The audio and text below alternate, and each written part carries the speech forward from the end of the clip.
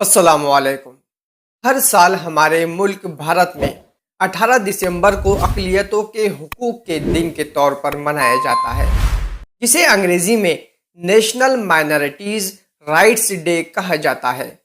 اقوام متحدہ کی جانب سے 18 دسمبر 1992 سے یہ دن اقلیتوں کے حقوق کے تحفظ کے وژن کے ساتھ منایا جاتا ہے۔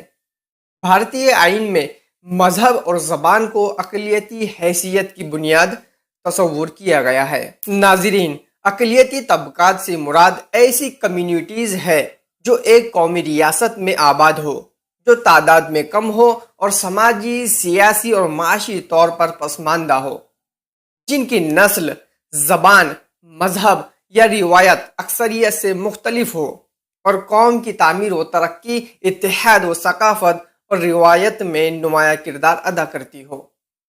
ہندوستان میں مسلم، سکھ، بودھ، عیسائی، پارسی اور جین ان تمام کو اقلیتوں کے طور پر منتخب کیا گیا ہے۔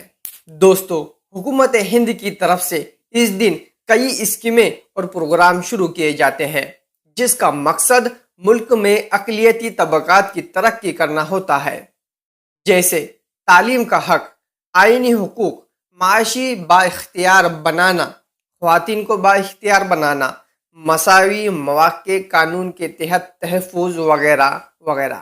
یہ حقوق اقلیتی طبقات کو اکثریت کی برابری حاصل کرنے میں مدد کرتے ہیں۔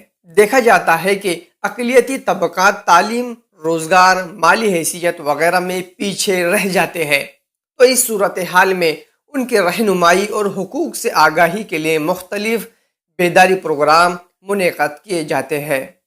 اس طرح ہم یوں کہہ سکتے ہیں کہ ملک میں بلا تفریق ہر شہری کو یکساں مواقع دینے سے ملک کی ترقی میں مدد ملیں گی انشاءاللہ تعالی۔